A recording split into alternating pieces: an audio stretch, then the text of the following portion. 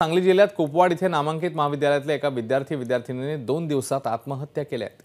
कालच कुपवाडमधील कॉलेजमध्ये विद्यार्थ्यांनी 4थ्या मजल्यावरून उडी मारत आत्महत्या केली आणि आज एका मुलीनेही घरात गळफास घेत आत्महत्या केली। हे दोघेही या कॉलेजमध्ये 11वी विज्ञान विभागात शिकत होते। मात्र मुलगी मुलांच्या आत्महत्येमागे समान धागा आहे का याचा तपास पोलीस करतायत।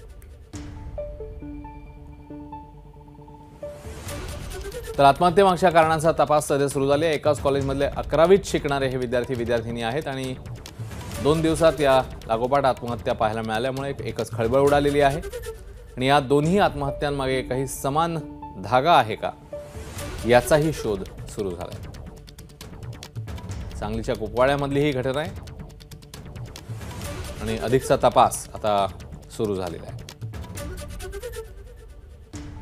सलग 2 दिवस या आत्महत्येच्या घटना समोर आलेल्या होत्या। त्यानंतर आता या दोघांच्याही आत्महत्येमागे समान धागा आहे का या अँगलने देखील तपासाची चक्र फिरताना पाहायला मिळतात। कुलदीप माने आपल्याला अधिक तपशील देतील। कुलदीप, 2 दिवसात 2 आत्महत्या, काय नेमका अँगल समोर येतो, काय अपडेट्स आहेत, पोलिसांकडून काय माहिती मिळते?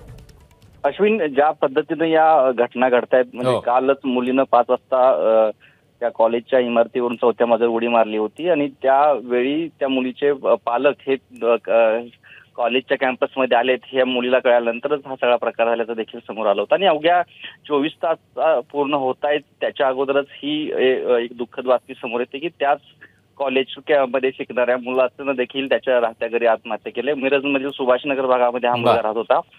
त्यामुळे अंदाज लावला होता की या मुलगा आणि मुलीच्या आत्महत्येमागे समान धागा आहे का याच्या दृष्टीने आता मिरज पोलीस अधिकारी प्रतिनिधी याच्या मार्गदर्शनाखाली ही सगळा तपास सुरू आहे। त्यामुळं या 2 आत्महत्येमागे काही समान धागा आहे का याच्या दृष्टीने सध्या तरी पोलीस तपास सुरू केला गेलाय।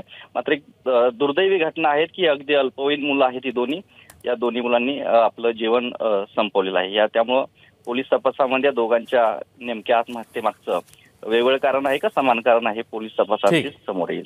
कुलदीप, धन्यवाद या सगळ्या माहितीबद्दल। एबीपी माझा, उघडा डोळे बघा नीट।